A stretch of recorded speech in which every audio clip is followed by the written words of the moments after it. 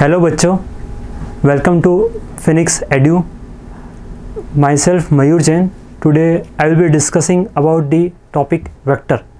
So let's start with the topic vector.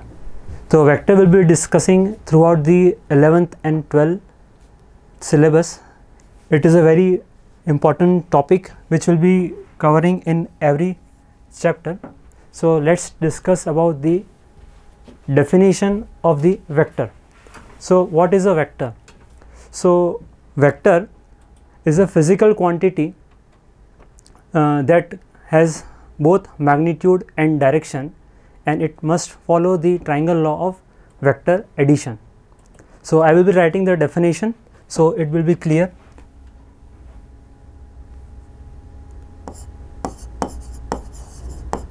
So its definition is physical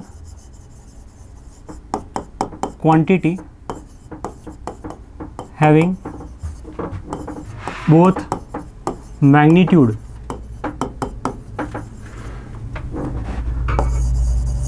and direction and follows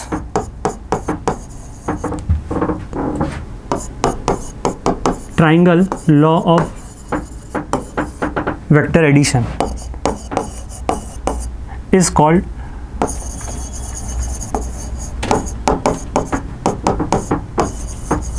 vector. So the examples of the vector are displacement, velocity, acceleration, force, etc. So in short we can say that a quantity having magnitude as well as direction and which follows the triangle law of vector addition is called a vector. So next we will be discussing about the how to represent a vector. See, we are representing the scalar quantity. For example, let's say we have to write mass is equal to 2 kg. So we are writing like this: m is equal to 5 kg. We have to write, let's say, time is equal to 2 seconds. So we write t is equal to 2 seconds. Now how to write a vector? So mathematically what we'll be doing is we'll be assigning, let's say we have to write a vector.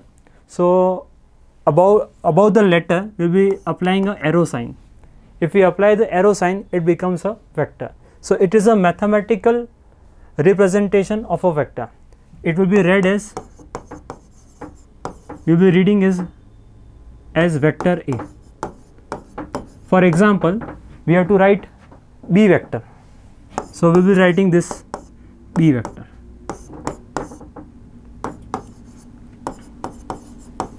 Similarly, we can define other quantities also, like force vector we will be writing as F vector. Now we have discussed that vector has magnitude as well as direction. Now if we have to specifically write the magnitude of the vector, we will write as modulus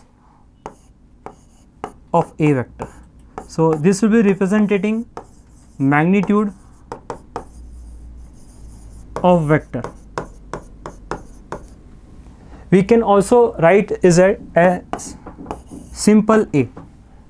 Now this double arrow we will be reading as modulus. So basically what it will be signify, mod of A vector, it is basically magnitude of a vector. Now we have discussed about the magnitude. Now how we will be graphically representing vector? Graphical representation of a vector. So how we will be representing a vector graphically? So we will be representing vector in a straight line with the arrow. So vector will contain two things. This is tail and this is head part. So this arrow shows direction of vector. This head shows direction of the vector. ठीक है, so let's say we have to move in this direction, so we'll be pointing the arrow in this fashion. If you have to move downwards, let's say, then we will representing by this downward arrow. This arrow will be showing the direction of the vector. Now the length of this vector, will signify magnitude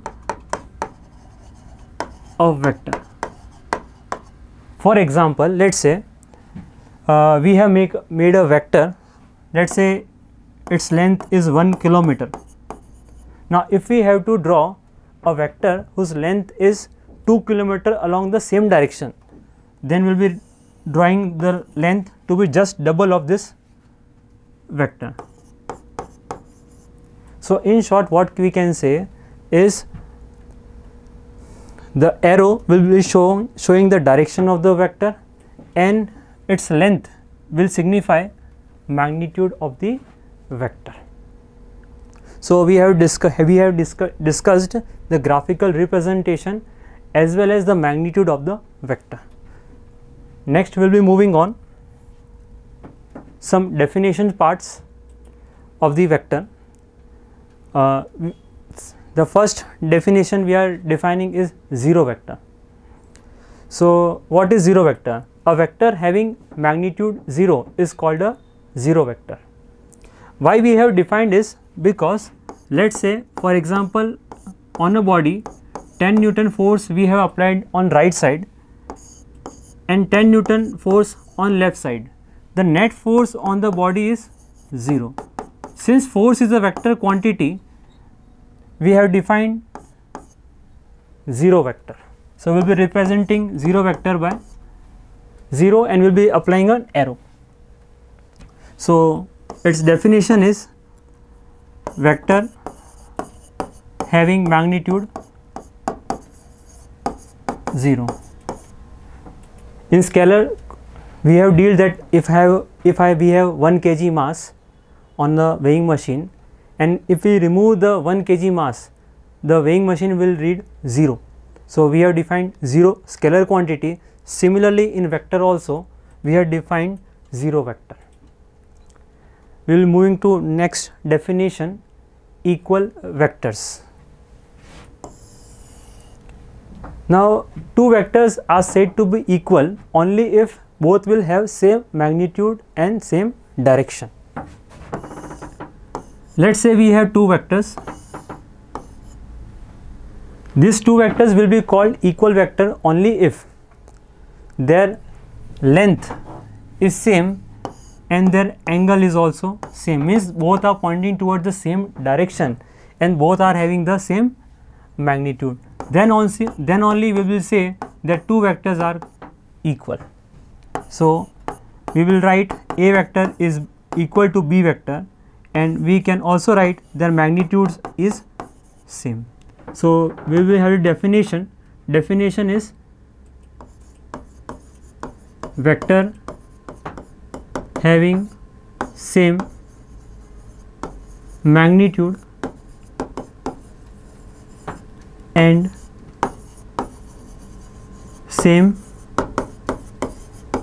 direction are called equal vectors. Now if two vectors are equal, then their magnitude and direction will be same. Addition to equal vectors, we can displace a vector. If we will displace a vector parallel to itself without changing the direction and magnitude, it will remain same. For example, what I have told, I am writing on it.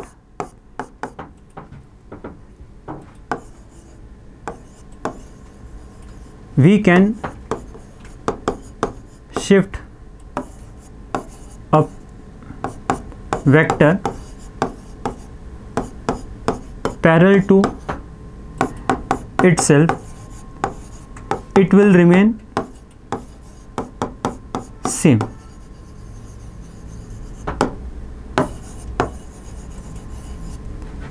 तो इसका मतलब ये है कि अगर अपन इस vector को, late से ये वेक्टर हमारा पास में ए वेक्टर है, तो अगर मैं इस ए वेक्टर का ये मान लेते हैं जो एंगल है हॉरिजॉन्टल के साथ में 30 डिग्री है, तो अगर मैं इसी वेक्टर को अगर इसके पैरेलल शिफ्ट करूं तो ये वेक्टर सेम रहेगा, इसका एंगल अभी भी 30 डिग्री होगा और लेंथ सेम होगी। तो हम इस वेक्टर को पैरेलल कहाँ पे भी डिस्प्लेस कर सकते हैं इस प्लेन के अंदर।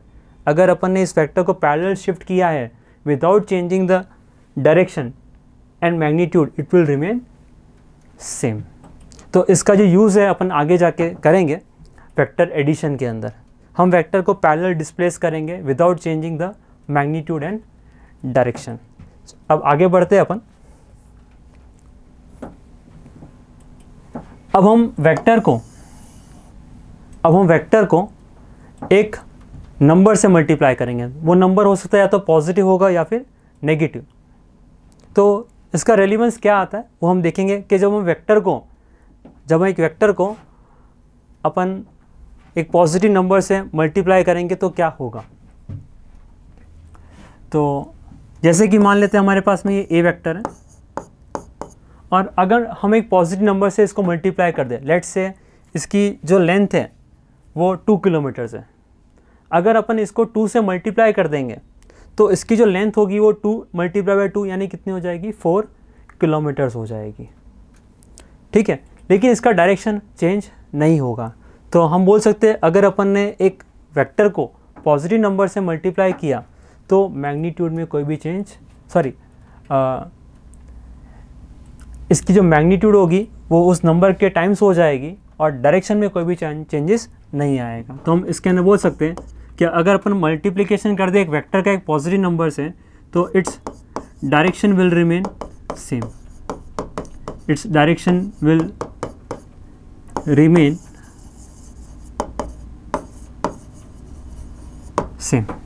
तो जैसे मान लो कि हमने इसको एक पॉजिटिव क्वांटिटी से मल्टीप्लाई कर दिया, लेट्स से कि अपन ने इसको कोई पॉजिटिव क्वांटिटी लेट्स से ए है और ए पॉजिटिव क्वांटिटी है उससे मल्टीप्लाई कर दिया। ए की वैल्यू 2 हो सकती है, 3 हो सकती है, कोई भी हो सकती है। ठीक है, तो इसकी जो लेंथ हो जाएगी वो क्या हो जाएगी, ए टाइम्स हो जाएगी। ठीक है, फॉर एग्जांपल ए की वैल्यू अगर 2 हो गई तो इसकी लेंथ अगर 2 किलोमीटर है तो ये कितना हो जाएगा, 4 किलोमीटर। और उसकी जगह अगर मान लो ए की वैल्यू को अपन ने हाफ कर दिया तो अगर ये 2 किलोमीटर्स है तो 2 किलोमीटर मल्टीप्लाई बाय हाफ कितना हो जाएगा, 1 किलोमीटर। तो इसकी जो लेंथ होगी पहले से क्या हो जाएगी, कम हो जाएगी। पॉजिटिव नंबर से मल्टीप्लाई करने पर सिर्फ और सिर्फ मैग्नीट्यूड चेंज होती है, डायरेक्शन क्या रहता है, सेम। ठीक है, सिमिलरली हम बात करेंगे कि एक वेक्टर को अपन एक नेगेटिव नंबर से मल्टीप्लाई करने पर क्या होगा। सिंपल सा सिनेरियो डिस्कस करते हैं अपन कि मान लेते हैं हमारे पास में एक ये ओरिजिन है x = 2 और ये x = 2 लोकेशन है। अगर इस 2 को तुमने अगर -3 से मल्टीप्लाई कर दिया तो यही नंबर जो होगा वो किस तरफ आ जाएगा, इसके लेफ्ट साइड में। तो पहले जो राइट साइड में था वही चीज़ क्या बन जाएगी, लेफ्ट साइड में।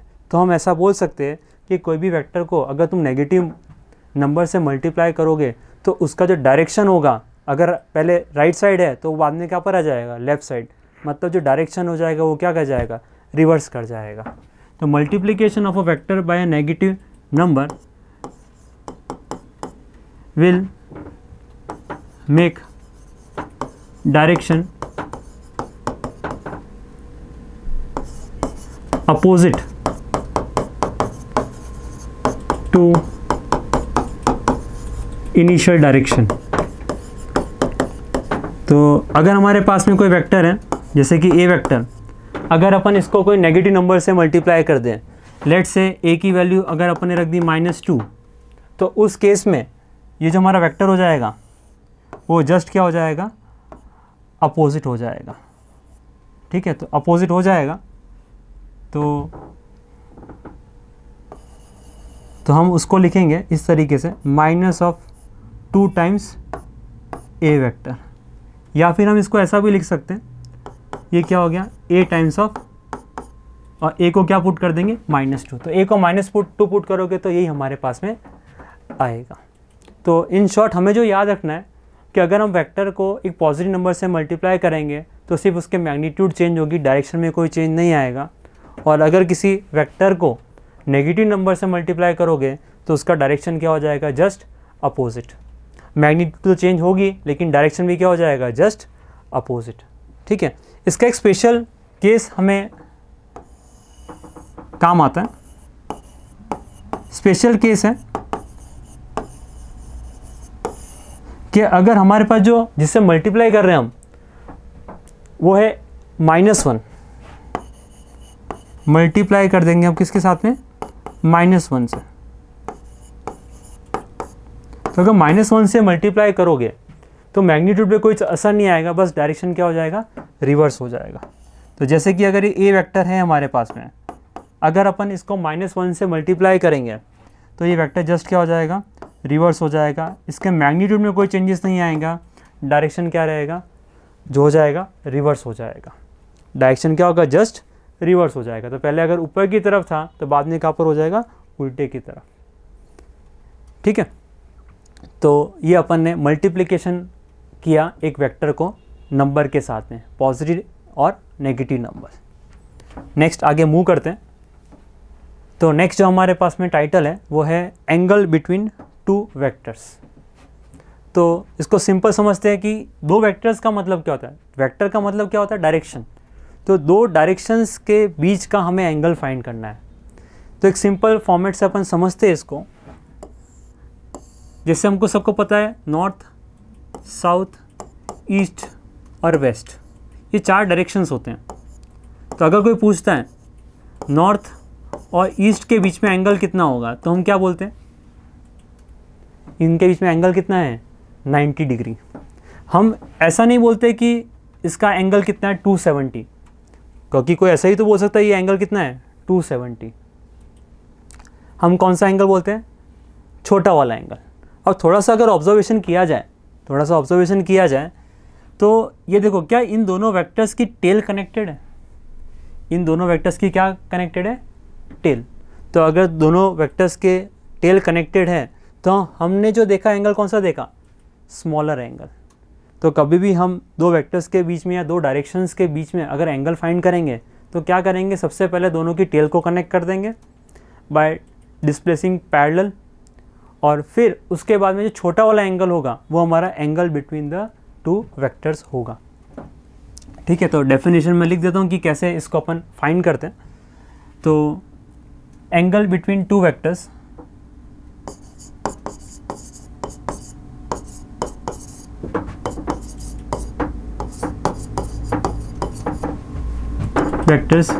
is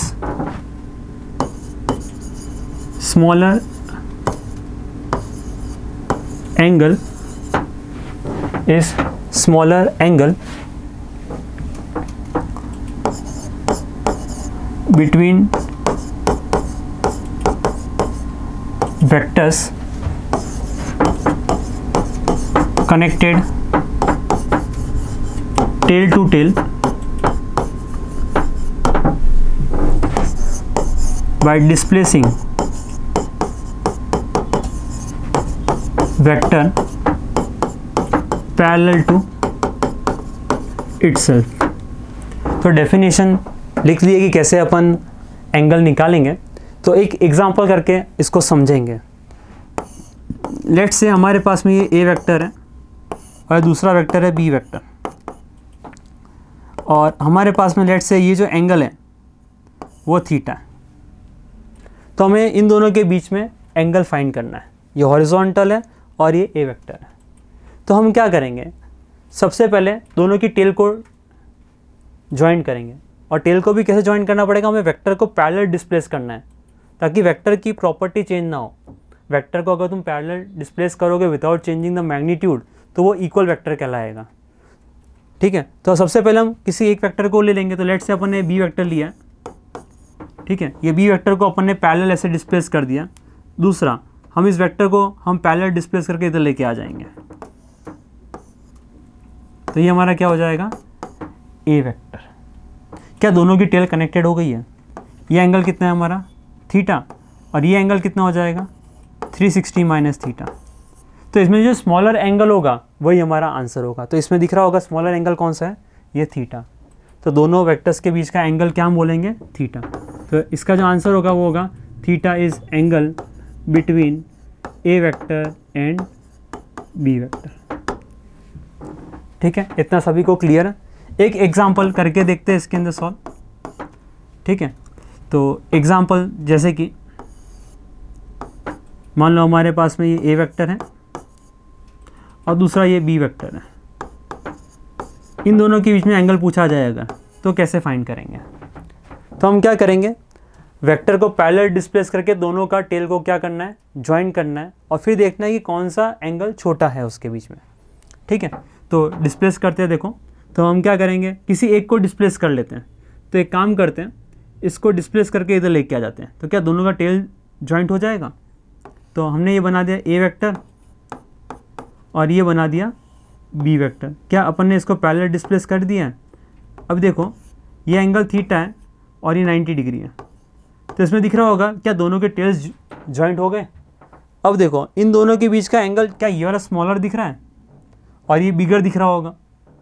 ये देखो दिख रहा होगा, ये स्मॉलर एंगल है और ये कौन सा है, बिगर एंगल। तो हमारा जो आंसर होगा वो कौन सा होगा, स्मॉलर वाला एंगल। तो हमारा जो आंसर होगा इसके अंदर वो क्या होगा, theta plus 90 degree is angle between two vectors A and B.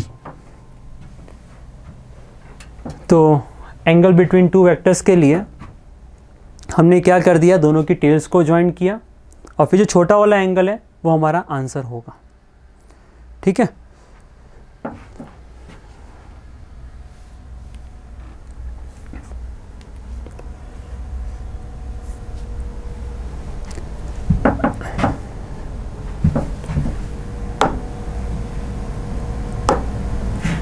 चलो नेक्स्ट हमारे पास कुछ कॉमन क्वेश्चंस आते हैं, उसको डिस्कस करते हैं। जैसे एक जनरल आइडिया हमारे पास में होगा, मान लो ये दो वेक्टर्स पैरेलल हैं, ये दो वेक्टर्स क्या हैं, पैरेलल हैं। अगर हमें इन दोनों के बीच में एंगल फाइंड करना है तो क्या ये दोनों पैरेलल हैं। ठीक है, तो अगर कोई पूछा जाता है कि नॉर्थ और नॉर्थ के बीच में कितना एंगल होगा, तो दोनों नॉर्थ जो होंगे वो ऊपर की तरफ होंगे, तो इन दोनों के बीच में एंगल कितना हो जाएगा, 0 डिग्री। तो दो पैरेलल वेक्टर्स है तो इनके में एंगल कितना हो जाएगा, 0 डिग्री। तो हम बोल सकते हैं angle between parallel vector is 0। तो हम ये चीज़ याद कर लेंगे क्योंकि हमारे पास में बार बार आता रहेगा। ठीक है, नेक्स्ट हमारे पास जो कन्फिग्रेशन आती है वो एंटी पैरेलल वेक्टर्स की आती है कि अगर दो वेक्टर्स एंटी पैरेलल हैं तो दिख रहा होगा तुम्हारे को, ये दोनों क्या है, एंटी पैरेलल हैं, तो इनके में जो एंगल होगा वो कितना हो जाएगा, 180। तो हम लिखेंगे angle between anti parallel vector is 180। तीसरी जो चीज़ काम आती है वो आती है अगर दो वेक्टर्स परपेंडिकुलर हो गए, जैसे कि नॉर्थ डायरेक्शन और ईस्ट डायरेक्शन के बीच में जो एंगल है वो 90 डिग्री था, तो हम बोल सकते हैं angle between perpendicular vectors is 0। तो हमें ये तीनों चीज़ याद रखनी है। पैरेलल वेक्टर्स के बीच में एंगल जो होगा वो 0 होगा, एंटी पैरेलल के बीच में जो होगा वो 180 होगा, और तीसरा कि अगर परपेंडिकुलर वेक्टर्स हैं तो उनके बीच में जो एंगल होगा वो कितना होगा, 90 डिग्री होगा। ठीक है, तो ये अपन ने जो कंप्लीट किया हुआ है एंगल बिटवीन टू वेक्टर्स। तो अपन ने कुछ बेसिक डेफिनेशंस देखी, जीरो वेक्टर्स की, इक्वल वेक्टर्स की, एंगल बिटवीन टू वेक्टर्स की। ठीक है, नेक्स्ट हम मूव करेंगे कि हम वेक्टर के साथ में क्या ऑपरेशंस कर सकते हैं। जैसे स्केलर के अंदर हम क्या करते हैं, एडिशन, सब्ट्रैक्शन, मल्टीप्लिकेशन, डिवीजन, उसी तरीके से वेक्टर को हम कैसे ऐड कर सकते हैं, सब्ट्रैक्ट कर सकते हैं, मल्टीप्लाई कर सकते हैं, वो हम आगे देखेंगे। तो नेक्स्ट हमारे पास जो आता है वो आता है वेक्टर ऑपरेशन। तो सबसे पहला करेंगे हम दो वेक्टर्स को ऐड करेंगे, दो वेक्टर्स को सब्ट्रैक्ट करेंगे उसके बाद में, फिर उसके बाद में स्केलर प्रोडक्ट या फिर बोल सकते हो डॉट प्रोडक्ट। तो एक तरीका ये दो वेक्टर्स को मल्टीप्लाई करने का तरीका है। और दूसरा जो तरीका आता है वो आता है वेक्टर प्रोडक्ट, और दूसरा आता है इसी का दूसरा नाम है क्रॉस प्रोडक्ट। तो ये चार अपन डिस्कशन करेंगे, पहले एडिशन, फिर सब्ट्रैक्शन, फिर स्केलर प्रोडक्ट, दूसरा नाम है उसका डॉट प्रोडक्ट, फोर्थ आएगा वेक्टर प्रोडक्ट, और लास्ट में आएगा इसका दूसरा नाम क्या है, क्रॉस प्रोडक्ट। ठीक है, वन बाय वन करके अपन इसको डिस्कस करेंगे। तो सबसे पहले अपन देखेंगे वेक्टर एडिशन। तो ये जो अपन ने जो लिखा वेक्टर को, तो वेक्टर अपन ने लिखा उसको हम ग्राफिकली भी बना सकते हैं और मैथमेटिकली भी लिख सकते हैं। तो सबसे पहले अपन ग्राफिकल मेथड सीखेंगे कैसे दो वेक्टर्स को ऐड किया जा सकता है। तो हम triangle law of vector addition, parallelogram law of vector addition और तीसरा है polygon law of vector addition. ठीक है, ये तीनों तरीके से हम दो वेक्टर्स को ऐड कर सकते हैं। तो सबसे पहले अपन डिस्कस करेंगे triangle law of vector addition. तो ये सब हम पहले ग्राफिकली देखेंगे और फिर हम इसको मैग्नीट्यूड भी निकालेंगे। तो वन बाय वन करके डिस्कस करेंगे। तो सबसे पहला है हमारे पास में triangle law of vector addition. चलो, तो ये इसकी डेफिनेशन है कि अगर हमारे पास में दो वेक्टर्स हैं, तो हम उसको कैसे ऐड करेंगे। तो if two vectors are represented by two sides of a triangle in same order, then their vector sum is represented by the third side of the triangle taken in opposite direction। तो हमें क्या करना है इसके अंदर, definition क्या बोलती है कि अगर हमारे पास में दो वेक्टर्स हैं, अगर अपन ने उसको सेम ऑर्डर में रखा ट्राइंगल के अंदर, तो तीसरा जो साइड होगा ट्राइंगल का वो उनका वेक्टर सम बताएगा और उसका जो डायरेक्शन होगा वो अपोजिट डायरेक्शन में होगा। तो इसी को अपन ग्राफिकली बना के सीखेंगे। देखो कैसे अपन इसको बनाते हैं और देखते हैं। तो जैसे सिंपल सा मैं डिस्कशन कर रहा हूँ, ए वेक्टर और बी वेक्टर, लेट्स से हमको ये दो वेक्टर्स को ऐड करना है ग्राफिकली। तो कैसे अपन करेंगे, तो सबसे पहले हम क्या कर देंगे, ट्राइंगल के अंदर सेम ऑर्डर का मतलब क्या होता है कि देखो पहले इसका टेल आ रहा है, बाद में क्या आ रहा है, हेड। अब हम क्या करेंगे, दूसरा जो वेक्टर है उसका जो टेल है वो इसके हेड पे रख देंगे। क्या करेंगे, वापस मैं रिपीट कर देता हूँ क्या प्रोसेस है। पहले हम एक वेक्टर ले लेंगे, ए वेक्टर, ठीक है, उसके हेड पे दूसरे का क्या रख देंगे, टेल। हमने इसका क्या रख दिया, टेल रख दिया इसके ऊपर। अब इस ट्राइंगल को कंप्लीट कर दो। क्या ये जो इसको कनेक्ट कर दोगे ट्राइंगल कंप्लीट हो जाएगा। तो इसके अंदर जो ट्राइंगल कंप्लीट करोगे तो जो थर्ड साइड है इस ट्राइंगल का वो हमारे पास वेक्टर सम बनाएगा और उसका जो डायरेक्शन होना चाहिए क्या, अपोजिट होना चाहिए। तो देखो हम इसको बनाते हैं। तो ये जो वेक्टर होगा ये हम क्या करेंगे, इसको ए वेक्टर प्लस बी वेक्टर। दिख रहा होगा तुम्हारे को कि पहले जो इसके अंदर आया टेल आया ए वेक्टर के लिए, इधर से मूवमेंट की अपन ने, फिर ए का हेड आया, फिर बी के लिए देखोगे तो इसका बी का टेल आया, फिर इधर आएगा तो बी का हेड आया। क्या अब जो ये रिजल्टेंट वेक्टर है उसका क्या आया, हेड। तो क्या इन दोनों का ऑर्डर क्या है, सेम है, और इसका ऑर्डर क्या है, रिवर्स है। तो ये चीज़ हम triangle law of vector addition में करेंगे। ठीक है, तो अब हम ऐसा भी कर सकते हैं कि पहले ए वेक्टर ले लें और बी वेक्टर बाद में जोड़ें, या फिर हम ऐसा भी कर सकते हैं कि पहले बी वेक्टर ले लें और बाद में क्या ले लें, ए वेक्टर। ग्राफिकली समझते हैं, जैसे इस पहले एग्जांपल में अपन ने पहले ए वेक्टर लिया फिर बाद में बी वेक्टर लिया। ऐसे भी कर सकते थे कि पहले हम क्या ले लें, बी वेक्टर ले लेते हैं, बाद में क्या ले लेते हैं, इसके हेड पे दूसरे का क्या रख देना है, टेल।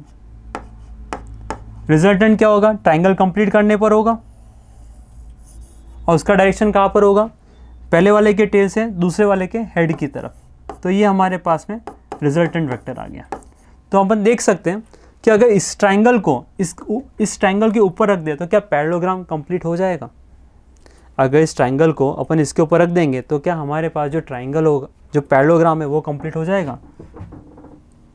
ठीक है, तो हम ऐसा बोल सकते हैं ए वेक्टर प्लस बी वेक्टर करो या बी वेक्टर प्लस ए वेक्टर करो, ये दोनों क्या आएंगे, सेम आ जाएंगे।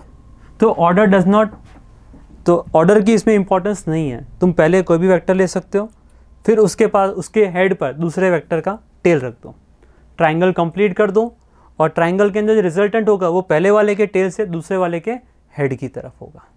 तो ये डिस्कस किया अपन ने triangle law of vector addition, जो ग्राफिकली अपन ने बनाया है। ठीक है, एक और एग्जांपल ट्राई करते हैं इसके ऊपर। तो सबसे पहले हमारे पास लेट से कि हमको दो वेक्टर्स जोड़ने हैं, तो वो दो वेक्टर्स में बनाता हूँ जिसको अपन को जोड़ना है। मान लो हमारे को एग्जांपल दिया हुआ है कि इन दोनों वेक्टर्स को ऐड करके दिखाओ ट्राइंगल लॉ से। तो कैसे अपन करेंगे?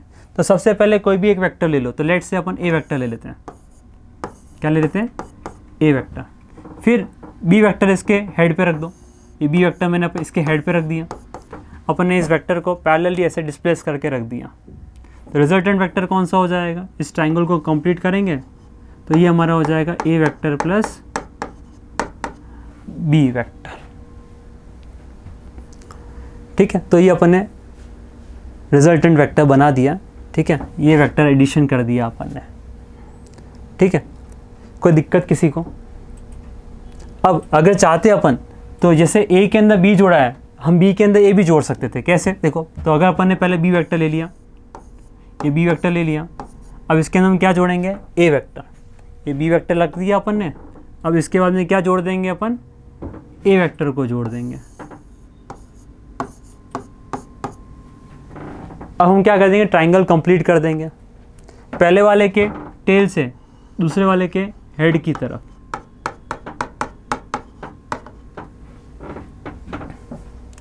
ठीक है, तो ये दिख रहा होगा ये दोनों ट्राइंगल्स क्या है? सिमिलर है। इसको उठा के तुम अगर इसके ऊपर रख दोगे तो क्या बन जाएगा? पैरेललोग्राम। देखो मैं बना के दिखाता हूँ। ठीक है, तो ए की पैरेललोग्राम में दोनों काम हो जाएंगे। देखना सभी लोग, ये ए वेक्टर है, ये बी वेक्टर है। ठीक है, क्या ये जो वेक्टर बना, क्या इसके हम पैरेलल बनाऊंगा तो ये बी वेक्टर बन गया। इसके पैरेलल अगर अपन इधर बनाएंगे तो ये क्या बन जाएगा? ए वेक्टर। क्या पैरेललोग्राम बन गया? ये क्या बन गया? पैरेललोग्राम। अब जो रिजल्टेंट है वो हमारे पास में ये आ गया।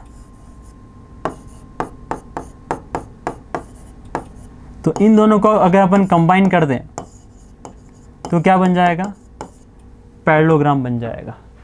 इस पैरेललोग्राम को अगर नोटिस करो तो जो रिजल्टेंट है ए वेक्टर है और जो बी वेक्टर है, क्या तीनों की टेल कंबाइन है? ये बी वेक्टर, ये ए वेक्टर और रिजल्टेंट वेक्टर, इन तीनों का हेड कंबाइन है। तो triangle law of vector addition से, ठीक है, हम रिजल्टेंट इवैल्यूएट कर सकते हैं। और साथ ही साथ में अगर अपन ने पैरेललोग्राम बना दिया with adjacent sides A vector और बी वेक्टर, ठीक है, तो रिजल्टेंट जो होगा वो दिख रहा होगा कॉमन टेल से कहा जा रहा है कॉमन हेड की तरफ। तो नेक्स्ट जो अपन पैरेललोग्राम लॉ लिखने वाले वो यही रिप्रेजेंट करता है कि अगर अपन ने ए वेक्टर और बी वेक्टर को एडजेसेंट साइड्स रख दिया पैरेललोग्राम का, तो जो रिजल्टेंट होगा वो जो होगा वो डायगोनल होगा, जो कॉमन टेल से कॉमन हेड की तरफ जा रहा है। ठीक है, तो आगे बढ़ते अपन parallelogram law of vector addition के ऊपर। तो डेफिनेशन वो जो अभी मैंने कही वही इसके अंदर लिखी हुई है। If two vectors are along the adjacent sides of a parallelogram, then the resultant vector is along the diagonal of the parallelogram from the contact point of the two vectors, from the contact point of the two vectors। तो ये क्या बोलना चाह रहा है कि अगर हमारे पास में दो वेक्टर्स हैं और दोनों का अगर टेल जॉइंट है तो सबसे पहले तो क्या कर दो, इस पैरेललोग्राम को कंप्लीट कर दो। तो ये अपन पैरेललोग्राम को कंप्लीट कर दिया, कर सकते हैं। अब रिजल्टेंट वेक्टर अगर बनाना हमारे को तो क्या होगा? कॉमन टेल से कॉमन हेड की तरफ। तो ये हमारा क्या बन गया? Resultant vector. तो बहुत ही आसान है। क्या करना है तुम्हें? सबसे पहले दो वेक्टर्स का जो रिजल्टेंट फाइंड करना है, उन दोनों को पहले टेल ज्वाइंट कर लो, फिर उसका पैरेललोग्राम कंप्लीट कर लो और रिजल्टेंट जो होगा वो कॉमन टेल से दूसरी तरफ जाएगा अलोंग द डायगोनल। ठीक है, एग्जाम्पल फॉर्मेट में जैसे मान लो हमारे पास में दो वेक्टर्स हैं, ये ए वेक्टर है और ये बी वेक्टर्स है। हमें रिजल्टेंट वेक्टर बनाना है, तो तुम चाहो तो ट्राइंगल लॉ भी यूज़ कर सकते हो या फिर पैरेललोग्राम लॉ भी यूज़ कर सकते हो। पैरेललोग्राम लॉ कैसे यूज़ करेंगे? तो पैरेललोग्राम लॉ क्या बोलता है कि सबसे पहले तो क्या कर दो, दोनों के टेल्स को ज्वाइन कर दो। तो टेल्स ज्वाइन किया हुआ है अपन ने। नेक्स्ट क्या कर दो? पैरेललोग्राम कंप्लीट कर दो। तो पैरेललोग्राम कंप्लीट कर दिया। अब जो रिजल्टेंट वेक्टर होगा वो इन दोनों का जो कॉन्टैक्ट पॉइंट है अलोंग द डायगोनल दूसरे पॉइंट की तरफ है। तो ये हमारा क्या बन गया, A vector plus B vector. Clear है सभी को? तो ये हमारे पास में parallelogram law of vector addition है। तो अपन ने अभी तक ये जो पढ़ा, ट्राइंगल लॉ पढ़ा और दूसरा क्या पढ़ा, पैरेललोग्राम लॉ। नेक्स्ट, अब होता क्या है कि बहुत बार दो या दो से ज़्यादा अगर वेक्टर्स हो तो उसको कैसे हम डील करेंगे। मान लो हमारे पास 3 वेक्टर्स हैं, तो पहले हम क्या करेंगे, 2 वेक्टर्स को ऐड करेंगे तो एक रिजल्टेंट आएगा, वो रिजल्टेंट हम तीसरे वेक्टर के साथ जोड़ के चौथा जो रिजल्टेंट वेक्टर है हम इवेल्युएट कर देंगे। तो समझते हैं पहले और फिर मैं डेफिनेशन के ऊपर जाता हूँ। ठीक है, तो मान लीजिए हमारे पास में 3 वेक्टर्स है जिनको हमें जोड़ना है।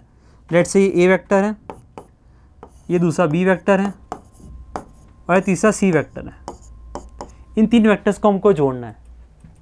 तो कैसे जोड़ा जाए, तो क्या हमें 2 वेक्टर्स जोड़ने आते हैं, तो हम क्या करेंगे, इसको हटाएंगे और ऐसा समझेंगे 2 वेक्टर्स को ऐड करना है। क्या इन दोनों वेक्टर्स को ऐड करना आएगा? तो इन दोनों वेक्टर्स को जब ऐड करेंगे तो हमारे पास में क्या आ जाएगा, ये क्या ए प्लस बी वेक्टर आ जाएगा, ए प्लस क्या आ जाएगा, बी वेक्टर। नेक्स्ट हम क्या करेंगे, इन दोनों का रिजल्टेंट आ चुका है, फिर हम किसको ऐड करेंगे, इस रिजल्टेंट को और ये तीसरा वेक्टर जो है। तो इन दोनों का जो एडिशन होगा, क्या हमारे पास में ये वेक्टर आ जाएगा। इस वेक्टर को नाम क्या देंगे, क्या इन दोनों को ऐड किया अपन ने, इसको और इसको, तो ये क्या हो जाएगा, ए plus B plus C vector. ये हमारा क्या आ गया, रिजल्टेंट वेक्टर आ गया। इस शेप को थोड़ा एनालिसिस करें तो क्या पॉलीगन बन गया है, क्या बन गया है, पॉलीगन। हमें 3 वेक्टर्स को जोड़ना था, क्या तीनों का ऑर्डर सेम है। ऑर्डर यानी कि देखो, पहले हमारा जो इधर टेल आ रहा है ए वेक्टर का, इस जगह पे क्या आ रहा है, ए का हेड आ रहा है, फिर नेक्स्ट बी का टेल, फिर बी का हेड, फिर इस जगह पे देखोगे तो सी का टेल, वापस इधर सी का हेड।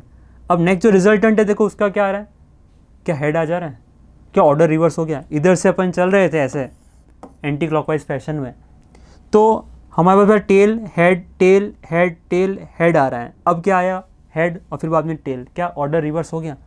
तो वही इसमें लिखा हुआ है कि if number of vectors can be represented by sides of the open polygon taken in same order, taken in same order, then their vector sum is represented by the closed side of the polygon taken in opposite direction। तो जैसे कि हमें अगर 3 vectors को जोड़ना है A B और सी को, तो हम सबसे पहले तो क्या कर देंगे, तीनों को सेम ऑर्डर में जोड़ देंगे। ये एक ओपन पॉलीगन बन गया और फिर इस पॉलीगन को क्लोज जब करेंगे तो जो रिजल्टेंट वेक्टर होगा उसका ऑर्डर क्या कर देना है, अपोजिट कर देना है। तो क्या सबको समझ में आया कि किस तरीके से हम मोर देन 2 वेक्टर्स अगर आ जाए तो हम कैसे ऐड कर सकते हैं। इसको करना क्या, सिंपल, तुम्हें एक ओपन पॉलीगन बनाना है, फिर उसको क्लोज कर देना है, और जो क्लोज जब करोगे तब हमें उसका जो ऑर्डर है वो क्या कर देना है, अपोजिट कर देना है as compared to the vectors to be added. Next हम जो बात करेंगे वो है vector addition by analytical method. Vector addition by analytical method. अपन ने अभी तक जो देखा, हमने 2 वेक्टर्स को ग्राफिकली ऐड करना सीख लिया, ठीक है, ट्राइंगल लॉ से भी देख लिया और पैरेललोग्राम लॉ से भी देख लिया। अब हम जो बात करेंगे, भाई अपन ने ऐड तो कर दिया ग्राफिकली, अब उसकी मैग्नीट्यूड क्या होगी, अब उसकी मैग्नीट्यूड क्या होगी वो अपन फाइंड करेंगे, ठीक है। तो कैसे हम फाइंड करेंगे, तो हमें उसके अंदर ज्योमेट्री का यूज़ करना होगा। किसका यूज़ करना होगा, ज्योमेट्री के अंदर। तो देखो हम कैसे इसको समझेंगे। तो जैसे हमने 2 वेक्टर्स को जोड़ना तो हमें आ ही गया, अब उसकी मैग्नीट्यूड फाइंड करनी है। तो हम उसको पहले ज्योमेट्रिकली ऐड करके देखेंगे और फिर इसका जो रिज़ल्ट है उसको याद करेंगे। तो हमारे पास में ये ए वेक्टर है और ये बी वेक्टर है, और हमारे पास जो रिजल्टेंट है हम क्या इसके पैरेललोग्राम कंप्लीट करके बना सकते हैं। तो ये हमारा क्या हो गया, रिजल्टेंट वेक्टर।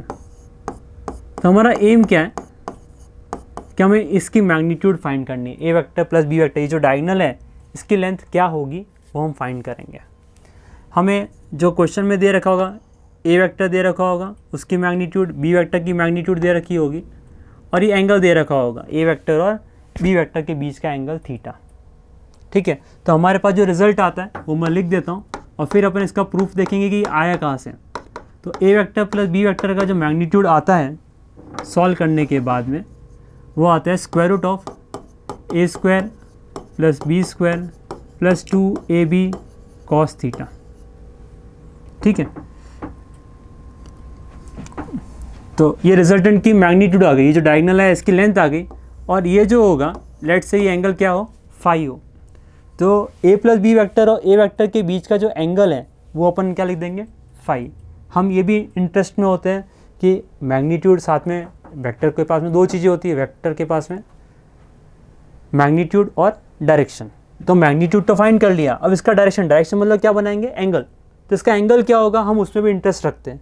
तो सॉल्व करने के बाद में जो tan फाई की वैल्यू आती है वो आती है b sin theta upon a plus b cos theta. ठीक है, अब इसके अंदर जो थीटा होता है वो क्या होगा, theta is angle between a vector and b vector, और फाई किसके बीच में एंगल है, phi is angle between a vector and resultant vector. जो ये ए वेक्टर है और ये जो ए प्लस बी वेक्टर है, इनके बीच का जो एंगल है वो क्या कहलाएगा, फाई, और ए वेक्टर और बी वेक्टर के बीच में जो एंगल है वो क्या है, थीटा। तो ये रिज़ल्ट हमें याद रखने होते हैं, तो इसको याद करना सभी को है। अब इसका प्रूफ देखेंगे ये आया कहाँ से। ठीक है, तो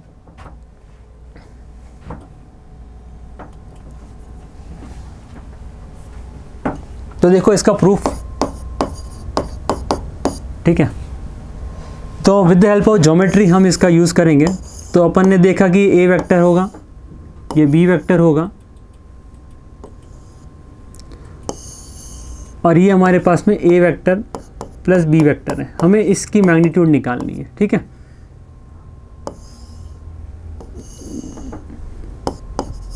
तो ये पैरेललोग्राम बना दिया अपन ने।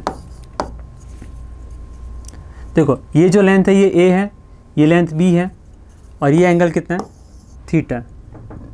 अब हम क्या करेंगे, ज्योमेट्री का यूज़ करेंगे। देखो ये एंगल भी क्या होगा, थीटा होगा। ये लेंथ कितनी है, बी है, ये लेंथ कितनी है, बी है। ठीक है, तो हम नोमेनक्लेचर यूज़ कर लेते हैं इसको, लेट से पी क्यू आर एस। तो अगर इसको तुम विजुअलाइज करो, इस ट्राइंगल को, क्या राइट एंगल ट्राइंगल दिख रहा है सभी को, और ये एंगल फाई लिखा है अपन ने, ये दिख रहा होगा सभी को, ये राइट एंगल ट्राइंगल है। तो अगर हमारे पास ये लेंथ और ये लेंथ अगर आ जाए, हमें ये लेंथ तो पता ही है, ये लेंथ कितनी है हमारे पास में, ए, इधर से लेके इधर तक ए है। अगर ये लेंथ और ये लेंथ अगर पता चल जाए, तो क्या हम पाइथागोरस अप्लाई करके इस हाइपोटेन्यूस की वैल्यू को इवैल्यूएट कर सकते हैं। ठीक है, तो सबसे पहले अपन ये लेंथ फाइंड करेंगे, यानी कि पी एस, और फिर निकालेंगे आर एस। तो इस ट्राइंगल को मैं अलग से बना देता हूँ।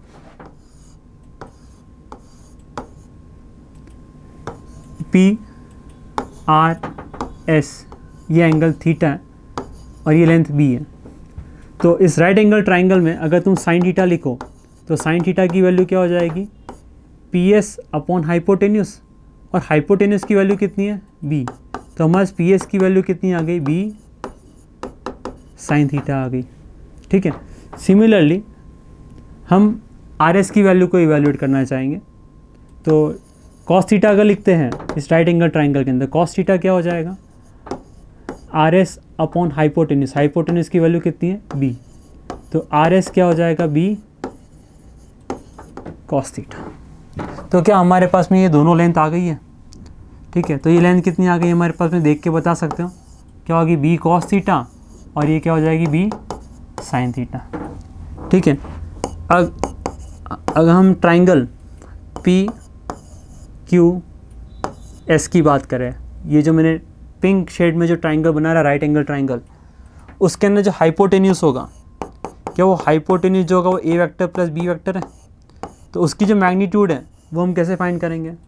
क्या ये इसका स्क्वायर प्लस इसका स्क्वायर हो जाएगा, यानी कि क्यू एस का स्क्वायर प्लस पी एस का होल स्क्वायर।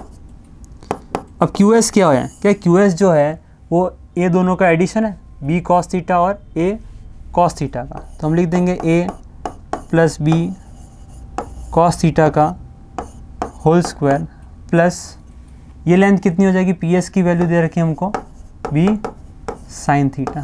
तो प्योरली देखा जाए जो हम जो काम कर रहे हैं वो मैथमेटिक्स का काम कर रहे हैं।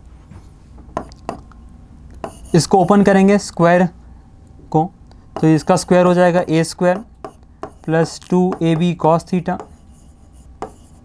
Plus B square cos square theta, और इसको भी तुम अगर स्क्वायर करोगे तो ये आ जाएगा b square sine square theta.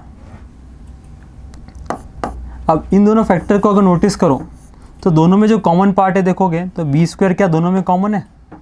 तो बी स्क्वायर को अगर कॉमन निकाल दिया जाए इन दोनों में से तो बचेगा क्या, sign square plus cos square.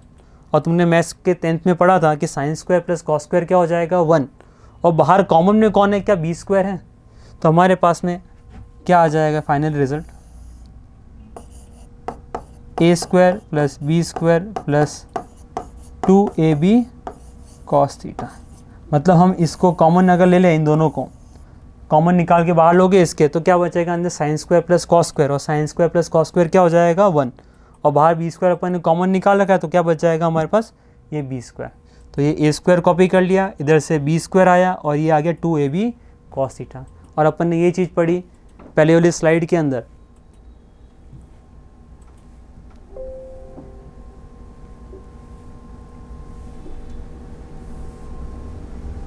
कि a प्लस बी का जो मैग्नीट्यूड है वो क्या आ गया, A square square root of A square plus B square plus 2ab cos theta. सभी को क्लियर है ये चीज़? नेक्स्ट हम जो बात करेंगे वो है इस एंगल के बारे में कि tan phi की वैल्यू क्या होगी। तो उसी राइट एंगल ट्राइंगल के अंदर अगर देखेंगे, इस पिंक वाला जो मैंने ट्राइंगल बनाया राइट एंगल ट्राइंगल, क्या tan phi की वैल्यू क्या P S upon Q S होगी?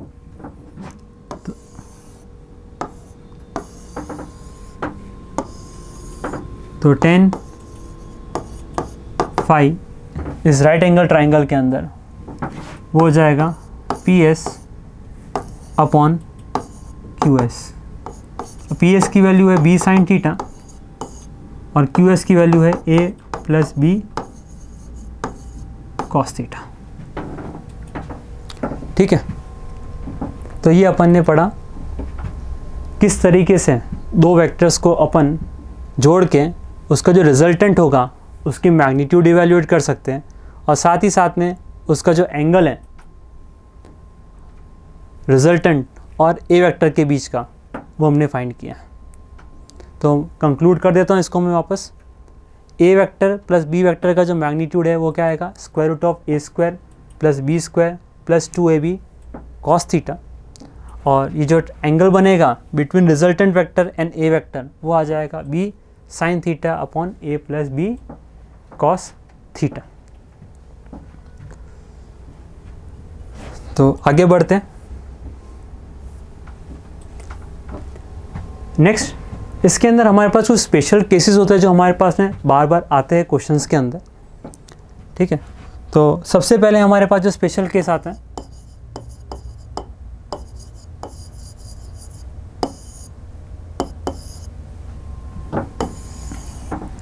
वो आता है कि अगर ए वेक्टर और बी वेक्टर पैरेलल हो जाए, ए वेक्टर और बी वेक्टर क्या हो जाए, पैरेलल हो जाए, तो उस केस में जैसे कि अगर ये वैल्यू मान लो 1 है और ये भी 1 यूनिट है तो टोटल कितना हो जाएगा 2 यूनिट। तो हम ऐसा बोल सकते हैं जो रिजल्टेंट होगा उसकी जो मैग्नीट्यूड होगी ए वेक्टर प्लस बी वेक्टर, इसकी जो मैग्नीट्यूड होगी हम लिखेंगे इसके में सीधा दोनों की मैग्नीट्यूड्स का एडिशन। तो फॉर पैरेलल वेक्टर जो रिजल्टेंट होगा उसकी जो मैग्नीट्यूड होगी वो क्या होगी, दोनों की सम ऑफ द मैग्नीट्यूड्स। ठीक है, एग्जाम्पल के तौर पे लेट्स से हमारे पास में ऑब्जेक्ट पे 10 न्यूटन फोर्स राइट साइड में लग रहा है और 20 न्यूटन फोर्स राइट साइड में लग रहा है। ये भी अगर दोनों फोर्स पैरेलल हैं तो क्या हम इसका बोल सकते हैं इस पे जो नेट फोर्स लगेगा क्या वो 30 न्यूटन लगेगा? क्योंकि दोनों वेक्टर्स पैरेलल है तो अपन इसका जो रिजल्टेंट होगा उसकी जो मैग्नीट्यूड डायरेक्टली क्या लिख सकते हैं 30। और अपन चाहे तो हमारा जो फॉर्मूला है उसके अंदर पुट करके देख सकते हैं। तो दो वेक्टर्स अगर पैरेलल है तो हमने पढ़ा कि अगर पैरेलल है तो दोनों के बीच एंगल कितना हो जाएगा 0 डिग्री। तो हमारे पास जो फॉर्मूला रिजल्टेंट का वो क्या है square root of a square plus b square plus 2ab cos 0। cos 0 की वैल्यू देखा जाए तो क्या होगी, क्या 1 होगी। तो हमारे पास में क्या आ गया square root of a square plus b square plus 2ab। इसको हम लिख सकते हैं क्या a प्लस बी का होल स्क्वायर लिखा हुआ है, होल स्क्वायर ऊपर स्क्वायर रूट भी है। तो ये हमारे पास में क्या बन गया सीधा a प्लस बी। क्या ये रिजल्ट हमारे पास में आया हुआ है इधर? क्या अगर दो वेक्टर्स पैरेलल हैं तो हम क्या कर लेंगे सीधा का सीधा दोनों मैग्नीट्यूड्स को क्या कर देंगे सीधा ऐड कर देंगे। नेक्स्ट जो केस है हमारे पास में वो एंटी पैरेलल का। तो जैसे कि इस केस में अगर एक फोर्स जो वो अपोजिट साइड में लग जाए 20 न्यूटन राइट साइड में 10 न्यूटन लेफ्ट साइड में तो रिजल्टेंट कितना आ जाएगा 10 न्यूटन हो जाएगा। तो इसके अंदर अपन ने जो एडिशन किया था इधर क्या करना पड़ेगा मैग्नीट्यूड्स का सब्ट्रैक्शन करना होगा। ठीक है, तो मैं डायग्राम बना के बताता हूँ। देखो अगर ए वेक्टर हमारे पास में राइट साइड में है और बी वेक्टर क्या लग रहा है लेफ्ट साइड में, तो हमारा जो रिजल्टेंट वेक्टर होगा वो होगा ए वेक्टर प्लस बी वेक्टर। तो इस केस में हमारे पास में क्या हो जाएगा ए वेक्टर प्लस बी वेक्टर का जो मैग्नीट्यूड हो जाएगा वो हो जाएगा a माइनस बी। क्या हो जाएगा a माइनस बी।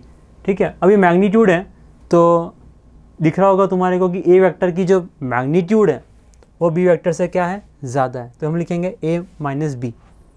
और उल्टा अगर केस हो जाए कि b वेक्टर a वेक्टर से बड़ा हो जाए तो हम लिखेंगे तो b माइनस a। तो a माइनस बी कब लिखेंगे जब a की वैल्यू b से बड़ी हो, और ये क्या लिखेंगे b माइनस ए कब लिखेंगे जब b की वैल्यू a से बड़ी हो।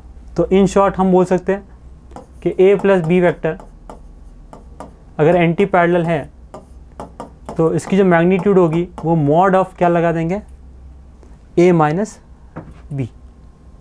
When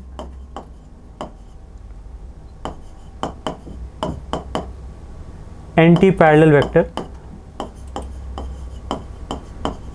are added. अब तुम चाहो तो इस फॉर्मूले से भी इवैल्यूएट कर सकते हो। कैसे? इधर हमने पढ़ा कि एंटी पैरेलल वेक्टर्स के बीच में जो एंगल होगा वो क्या होगा 180 डिग्री होगा, और हमें पता है cos 180 कितना होता है -1। तो इधर अगर -1 पुट करोगे तो क्या इधर माइनस हो जाएगा, तो माइनस की वजह से क्या हो जाएगा a square plus B square minus 2ab। Minus 2ab यानी कि क्या हो जाएगा क्या a माइनस बी का होल स्क्वायर हो जाएगा। तो उसका जो स्क्वायर रूट लेंगे तो हमारे पास में क्या आ जाएगा a माइनस बी। लिख के बता देता हूँ कि अगर थीटा की वैल्यू क्या हो जाए 180 यानी कि दोनों वेक्टर्स क्या है एंटी पैरेलल, तो उस केस में हमारे पास में रिजल्टेंट की वैल्यू क्या हो जाएगी a vector plus B vector is equal to a square plus B square plus 2ab cos 180। और cos 180 की वैल्यू कितनी होती है -1, तो -1 पुट कर देंगे तो हमारे पास में ये आ जाएगा a square plus B square minus 2ab। तो ये हमारे पास में हो गया a माइनस बी का होल स्क्वायर। इसको ओपन करोगे तो मॉड के साथ में ओपन करना पड़ेगा। ठीक है, और लिख देता हूँ साइड में cos 180 की जो वैल्यू आती है जस्ट इंफॉर्मेशन के लिए लिख रहा हूँ मैं -1 होती है। तो दो स्पेशल केसेस देखिए अपन ने कि अगर दोनों वेक्टर्स पैरेलल हैं तो हम दोनों की मैग्नीट्यूड्स का एडिशन करेंगे, और दोनों वेक्टर्स अगर अपोजिट हैं यानी कि एंटी पैरेलल है तो उस केस में हम दोनों के मैग्नीट्यूड्स का क्या कर देंगे सब्ट्रैक्शन कर देंगे। ठीक है। थर्ड जो केस हमारे पास में आता है वो आता है परपेंडिकुलर वेक्टर्स का आता है। क्या अगर दोनों वेक्टर्स परपेंडिकुलर है, हम दोनों को ऐड कर रहे हैं, तो उस केस में क्या हो जाएगा? तो अगर ए वेक्टर और बी वेक्टर परपेंडिकुलर है, ये ए वेक्टर है और ये बी वेक्टर है, अगर दोनों परपेंडिकुलर हैं तो ये हमारे पास रिजल्टेंट हो जाएगा। ट्राइंगल लॉ से देख सकते हो सभी लोग, इन दोनों का ऑर्डर सेम है और ये है। तो क्या राइट एंगल के अंदर अपन ने हाइपोटेन्यूज की वैल्यू निकाल रखी है, और हाइपोटेन्यूज की वैल्यू क्या आ जाती है? क्या इस साइड का बेस का स्क्वायर प्लस परपेंडिकुलर का स्क्वायर रूट आ जाता है।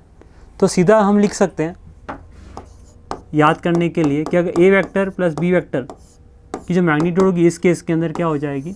Square root of A square plus B square. ये किसके लिए लिखेंगे हम? For perpendicular vectors. तो इसके अंदर कैसे हम सॉल्व करेंगे? तो अगर वेक्टर्स परपेंडिकुलर हैं तो उस केस में दोनों के एंगल कितना हो जाएगा? 90। तो cos 90 क्या होता है? 0। तो हमारे पास जो फॉर्मूला है, बेसिक फार्मूला, कि अगर दो वेक्टर्स हैं तो उनका जो मैग्नीट्यूड होगा रिजल्टेंट का, वो क्या लिखा था अपन ने? A square plus B square plus 2ab cos 90। cos 90 की वैल्यू कितनी होती है? अभी लिखी अपन ने 0। तो अगर ये चीज़ 0 हो गई है तो हमारा आंसर क्या हो गया? A square plus B square. अब देखो ये जो एंगल है ये कितना होगा? फाई, जो अपन ने पहले बेसिक डेफिनेशन में देखा था कि अगर दो वेक्टर्स हैं तो उनका जो रिजल्टेंट है ए वेक्टर के साथ में जो एंगल बनाता है उसके फाई बोलते हैं। तो इस केस में tan फाई की वैल्यू क्या हो जाएगी? तो हमें पता है tan फाई जो होता है वो क्या होता है? Opposite by base. अपोजिट की वैल्यू है b और बेस की वैल्यू कितनी है? a। तो इस केस के लिए हमें जो रिजल्ट याद करना है बहुत ही आसान है याद करना कि अगर दो वेक्टर्स परपेंडिकुलर है तो जो रिजल्टेंट होगा वो कौन सा होगा? हाइपोटेन्यूज होगा। और हाइपोटेन्यूज की वैल्यू क्या होती है? Square root of base square plus perpendicular square. तो इस केस में बेस की वैल्यू a है और परपेंडिकुलर वैल्यू b है, तो ये हो जाएगा a square plus B square का square root. Similar tan phi इस केस में कितना हो जाएगा? b by a। ठीक है। तो ये तीन केसेस हैं जो अभी अपन ने डिस्कस किए। एक लास्ट केस जो हम डिस्कस करेंगे, जो स्पेशली हमारे पास बार बार आता है, वो है कि अगर दो वेक्टर जो ऐड कर रहे हो उन दोनों की अगर मैग्नीट्यूड क्या हो जाए? सेम। दो वेक्टर्स जो है उनकी मैग्नीट्यूड क्या हो जाए? सेम। तो उसके रिजल्टेंट की जो वैल्यू होगी वो क्या होगी? ठीक है। तो if a vector and b vector have same magnitude,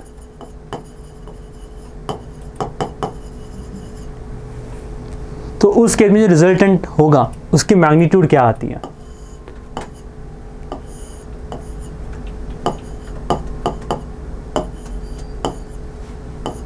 तो इन दोनों की मैग्नीट्यूड क्या है? हमारी सेम है। तो उस केस में हम जो पैरेललोग्राम लॉ से ये रिजल्टेंट बना सकते हैं ग्राफिकल मेथड से अपन। तो उस केस में ये जो रिजल्टेंट है उसकी जो मैग्नीट्यूड आती है वो आती है 2a, ये एंगल थीटा होगा पूरा angle, 2a cos theta by 2 आती है, और ये एंगल बाइसेक्टर होता है। ये जो वेक्टर होगा रिजल्टेंट वेक्टर वो क्या होगा? Angle bisector. तो थोड़ा ज्योमेट्री से हम इसको बोल भी सकते हैं कि अगर देखो पैरेललोग्राम के अंदर सारी साइड्स अगर इक्वल हो जाए लेंथ की, तो उस केस में हमारे पास जो डायगोनल होंगे वो क्या? एंगल बाइसेक्टर पर होगा।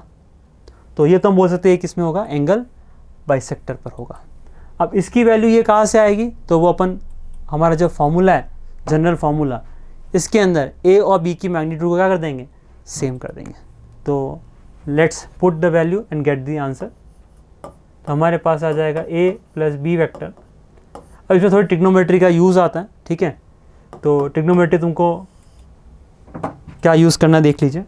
तो a और b की मैग्नीट्यूड सेम है, तो b की जगह हम क्या a लिख सकते हैं?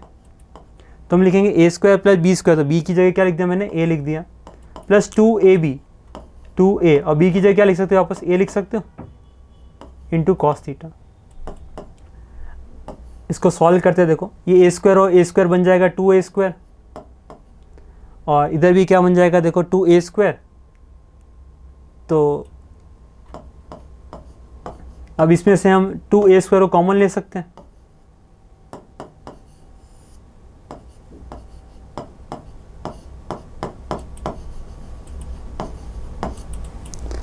अब ट्रिग्नोमेट्री के अंदर हाफ एंगल आइडेंटिटी होती है, हाफ एंगल आइडेंटिटी, जैसे तुमने पढ़ा होगा sine square theta plus cos square theta is equal to 1। Similarly maths में हमारे पास हाफ एंगल आइडेंटिटी होती है, तो उसके अंदर उसके थ्रू हम बोल सकते हैं 1 plus cos theta is equal to 2 cos square theta by 2।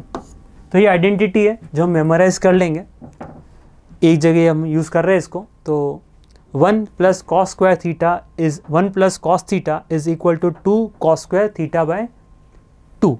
मतलब दिख रहा होगा इधर कॉस के अंदर जो एंगल है वो थीटा है, और इधर कॉस स्क्वायर के अंदर जो एंगल है वो कितना है, थीटा बाय 2। तो क्या इधर से जब इधर जा रहे हो तो एंगल क्या हो जा रहा है, हाफ हो जा रहा है। तो इसीलिए इसका नाम रखा गया हाफ एंगल आइडेंटिटी। हम इसका यूज़ करते हैं, तो 1 प्लस कॉस थीटा की जगह हम ये लिख सकते हैं, पुट करते वैल्यू को देखो, तो ये हो जाएगा 2a square multiply by 2 cos square theta by 2। तो ये कितना हो जाएगा, क्या 2a कॉस थीटा बाई 2 हो जाएगा। ये 2 2 सा 4, 4 का स्क्वायर रूट बाहर आ जाएगा तो 2 बन जाएगा। a स्क्वायर है, a स्क्वायर को बाहर लेके आओगे तो a बन जाएगा। कॉस स्क्वायर थीटा बाई 2 है, तो कॉस स्क्वायर को जब बाहर लेके आओगे स्क्वायर रूट के तो क्या बन जाएगा, कॉस थीटा बाई 2। तो हमने ये चीज़ प्रूव कर ली कि अगर दो वेक्टर्स की मैग्नीट्यूड सेम है और उनके बीच में एंगल थीटा है तो रिजल्टेंट की वैल्यू क्या हो जाएगी, 2a कॉस थीटा बाई 2। तो ये 4 स्पेशल केसेस है और एक जनरल केस है, ठीक है। तो इन चारों को हमें याद रखना है। जनरल केस क्या बोलते हैं कि अगर हमारे दो वेक्टर्स हैं और उनकी हमें मैग्नीट्यूड और दोनों के बीच में एंगल पता है, तो जो रिजल्टेंट की वैल्यू होगी वो होगी square root of a square plus b square plus 2ab cos theta, और tan फाई की वैल्यू हो जाएगी b sine theta upon a plus b cos theta. अगर दोनों वेक्टर्स पैरेलल हो जाए तो रिजल्टेंट की वैल्यू हो जाएगी दोनों के मैग्नीट्यूड्स का सम। अगर दोनों वेक्टर्स अपोजिट हैं तो उस केस में रिजल्टेंट जो होगा वो दोनों के मैग्नीट्यूड्स का सब्ट्रैक्शन होगा। तीसरा केस, अगर हमारे पास में दोनों वेक्टर्स परपेंडिकुलर है तो रिजल्टेंट की वैल्यू क्या हो जाएगी, जो हाइपोटेन्यूस की होती है which is square root of a square plus b square, tan phi की वैल्यू हो जाएगी b बाई a। और लास्ट जो स्पेशल केस है कि अगर दोनों की वेक्टर्स की मैग्नीट्यूड क्या हो जाए, सेम, तो उस केस में जो रिजल्टेंट होगा वो हो जाएगा 2a कॉस थीटा बाय 2, और वो क्या बन जाएगा, इसका एंगल बाइसेक्टर। मतलब ये जो डायगोनल होगी ये इस पूरे एंगल को इक्वल पार्ट में डिवाइड करेगी, ठीक है। तो इसके ऊपर हम एक क्वेश्चन करेंगे तो उससे आइडिया आएगा, ठीक है। 2-3 क्वेश्चंस करके देखेंगे हम, तो आइडिया आएगा कि क्या अपन ने सीखा है, ठीक है। तो सबसे पहला हम जो क्वेश्चन लेंगे, ठीक है, कि अगर एक ऑब्जेक्ट पे मान लेते हैं हम जो है 2 फोर्सेस लगा रहे हैं 10 न्यूटन और 20 न्यूटन पे, तो इस पर नेट फोर्स क्या होगा वो हमें फाइंड करना है। हमें चीज़ पता है कि फोर्स वेक्टर क्वांटिटी है, तो जो भी चीज़ वेक्टर होगी तो उस पर हम वेक्टर एडिशन का फॉर्मूले अप्लाई कर सकते हैं। क्या दोनों पैरेलल हैं, तो अगर दोनों पैरेलल हैं तो क्या हम दोनों के लिए डायरेक्टली क्या करते हैं, वेक्टर एडिशन कर लें। तो हमारा आंसर कितना हो गया, 30 न्यूटन। किसी को डाउट इसके अंदर, समझ में आ रहा है सभी को। चलो नेक्स्ट हम क्वेश्चन करते हैं एंटी पैरेलल वेक्टर्स के लिए। चलो ये 20 न्यूटन है लेट्स से, और ये 5 न्यूटन है।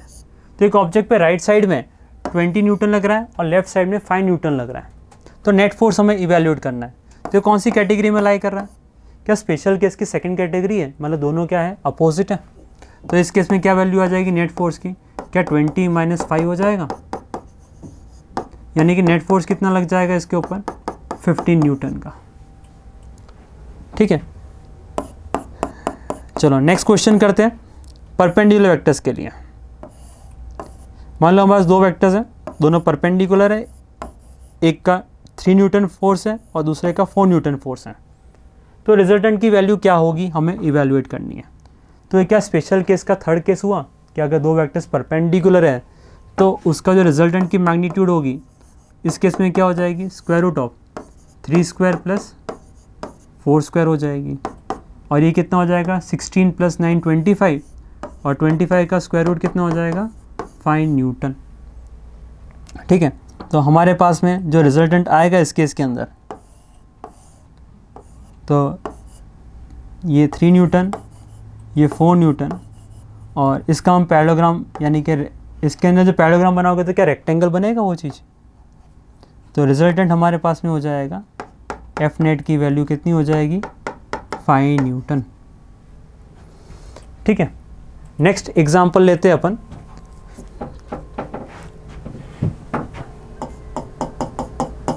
जैसे कि मान लो हमारे पास दो फोर्सेस लग रहे हैं, मान लो 10 न्यूटन और दूसरा भी 10 न्यूटन लग रहा है और ये एंगल 60 डिग्री है। तो इस केस में हमें नेट फोर्स इवैल्यूएट करना है। क्या इवैल्यूएट करना है, नेट फोर्स। तो नेट फोर्स क्या है, दोनों की मैग्नीट्यूड सेम दिख रही है तुम्हें, इसकी भी 10 न्यूटन है और इसकी भी 10 न्यूटन। और अपन ने अभी पढ़ा कि अगर दोनों वेक्टर्स की मैग्नीट्यूड सेम है तो हमारा जो रिजल्टेंट होगा वो हो जाएगा 2a cos θ/2। क्या हो जाएगा, 2a cos θ/2। तो हम इसके अंदर नेट फोर्स की वैल्यू क्या लिख देंगे, 2a cos θ/2। तो 2 × a की वैल्यू क्या हो जाएगी, 10। थीटा कितना है इसके अंदर देखोगे तो थीटा क्या 60 डिग्री है, तो इधर क्या पुट कर देंगे, cos 60 डिग्री बाय 2। तो ये हो जाएगा 20, ये हो जाएगा cos 30। cos 30 कितना होगा, √3/2। तो ये 2 10s, तो इसका आंसर आ गया 10√3 न्यूटन। तो नेट फोर्स अपन ने इवैल्यूएट कर दिया, कितना है हमारे पास में, 10√3 न्यूटन।